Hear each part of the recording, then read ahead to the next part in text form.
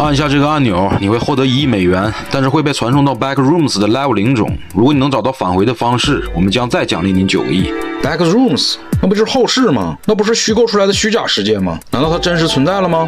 不管如何，这巨额的奖金对我来说都是巨大的诱惑。接下来的几天，我上网查阅了大量关于后世的资料。通过了解后世的相关信息，我知道后世是一个庞大的虚构的世界，由999层独立的各不相同的空间构成，就像一个巨大的迷宫。这里有着人类认知永远无法理解的各种奇怪现象，也有着你从来没见过的各种物品。最重要的，在这里还有一种名为实体的，只存在于后世中的非现实的生物。实体涵盖了各种各样的生物，从具有类人智慧的友好原住民，到无意识的攻击性极强的野兽，再到一些动机和能力都超乎我们理解的存在。实体才是后世最大的危险。在对后世进行了深入的研究与了解后，我突然犹豫了。这里恐怕是一个有去无回的地方，真的要进去吗？唯一让我欣慰和庆幸的是，这个我将被传送的层级 Level 0，这里算是后世的第1层，而且能确定的是，在这一层没有尸体，这一层应该是后世中最安全的一个层级。既然没有危险，我只要带足补给，想办法从那里找到方法回来不就行了吗？我坚定了信心，在检查好随身物品后，我果断按下按钮。随着手机短信提示，我果然收到了1个亿。正当我数着0的时候，强烈的下坠感随之而来，我好像从我家地板直接掉了下去，但是感觉只下坠了1秒，我就坐在了地上。我马上环顾四周，果然和资料说的一样，黄色的壁纸，闪烁的白炽灯。我用手摸了摸地面，是潮湿的地毯，但这潮湿的触感又不像是水造成的，是有一种从来没接触过的液体。紧接着，我感受到了空气中的潮湿和那刺鼻的、腐败的、发霉的味道。整个空间只有灯泡发出的电流声，再没有其他声音。突然，我想到什么，赶忙回手摸了摸。谢天谢地，我随身带的背包还在。我定了定神，站起来准备寻找出口。刚站起来，我突然发现背包重量好像变轻了。我赶忙打开背包检查，边检查我边冒冷汗，因为我发现背包里所有东西都在，只有饮用水全都不见了。这可怎么办？如果在我脱水之前还没找到出口，那我不就 GG 了吗？算了，不想那么多了，万一这层有水呢？万一我马上就能找到回去的方法呢？我安慰了下自己，马上开始寻找出去的方法。来之前我了解到，在后世中，时间的流动和现实不同，而且指南针和 GPS 定位器等设备也会完全失效，所以在这里手表是没有用的。我也无法确定我自己的位置，我只能自己估摸着时间四处瞎逛一番。这里到处都是差不多的房间和一模一样的黄色壁纸，头顶全都是闪烁不定的灯泡和滋滋作响的声音。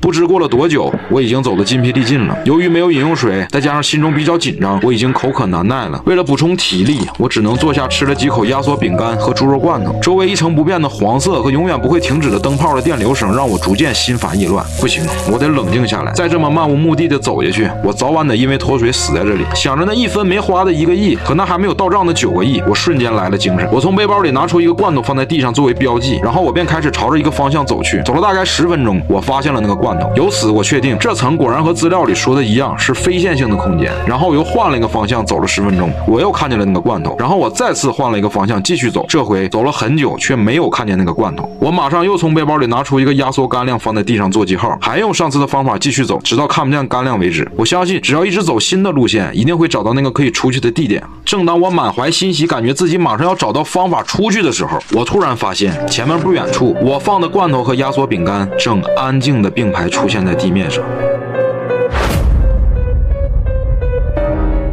为了10个亿美元，我被传送到了 Backrooms 的 Level 0中。虽然这一层相对于整个后世来说非常安全，但是在传送过程中，我补给背包中的全部饮用水竟然不翼而飞。我必须在脱水之前找到出去的办法。在经过多次尝试后，我似乎找到了可以离开 Level 0的方法。正当我觉得我可以离开这里的时候，我突然发现我放在2个不同地方用于标记位置的物品，竟然诡异地出现在了一起。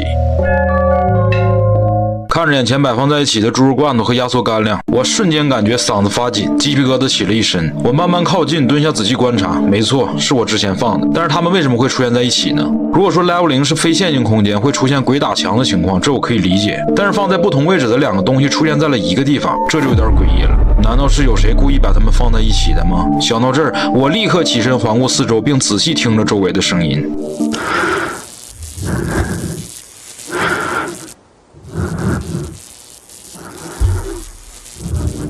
静静观察了一会儿后，周围除了一成不变的黄色，还有灯泡滋滋作响的电流声以外，再没有其他声音。我冷静了几分钟，拿起地上的东西装进背包，毕竟要在这里待多久还不清楚。在没有水的情况下，食物就是最珍贵的物资。现在的我还没有其他更好的办法找到出去的路，只能在这里漫无目的的走。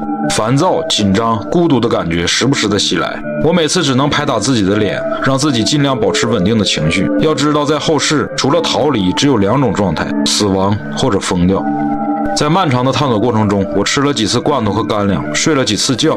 灯泡的电流声越来越大，偶尔我还会听到低语声，好像是人类的语言，但是又听不出是什么语言。我知道我已经开始出现幻觉了，脱水的症状也越来越严重，不知道我还能坚持多久。我的精神已经快到了崩溃的边缘。我想放弃了，这里绝不可能有办法出去。为了那1分都没花过的10个亿美元，我恐怕要丧命于此了。在一次短暂的睡眠过后，我恍惚中看到前门不远处突然出现一个人，他正向我招手。我看不清他的样子，我想，难道是有其他人也进入到了这里吗？正当我挣扎起身准备向他走去的时候，我突然想到来之前查阅资料时关于 Level 0的一条重要提示。该层级的一个特殊性质是它的孤立效应，它阻止任何2名流浪者看到对方或与对方互动，即使他们站在本应相同的位置，也无法看到对方或感知到对方。根据其他已知信息，本层内不存在任何实体，包括其他人类。若你看到、听到或遭遇了任何你确信为另一个流浪者的事物，那么请注意，那并不是人类。想起这个提示，我汗毛都竖起来了。那我看到的这个是什么？幻觉？未发现的实体？人？不管是什么，一定非常危险。没等我多想，对面这个人突然开始向我跑来，我迅速转身开始逃跑，我的肾上腺素开始飙升，跑出来前所未有的速度。我能听到那个不知道是不是人的生物正在逐渐的接近我，我不敢回头看，我只能拼尽最后的力气加速奔跑。我体温越来越高，我的视线开始模糊，我的听力开始消失，我现在只能听到自己强烈的心跳声。就在我感觉自己马上就要昏倒的时候，我突然发现前面出现一扇门，门后是什么我不知道，我现在只能进去，不管里面是什么，进去，快点进去。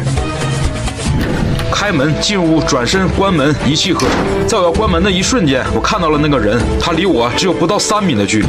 关门后，我马上瘫软在地上，靠着门大口呼吸。慢慢的，我的听力和视力恢复正常。我小心翼翼地把耳朵贴在门上，认真听了听，外面没有一点声音。我开始环视我所在的房间，四四方方，墙上都是黄色的壁纸，更加明亮的白炽灯挂在房间的天花板上。房间中间一张桌子和几把椅子。我努力回忆来之前查阅的资料，突然我想到一个和这个房间类似的描述。这个房间难道就是马尼拉房间？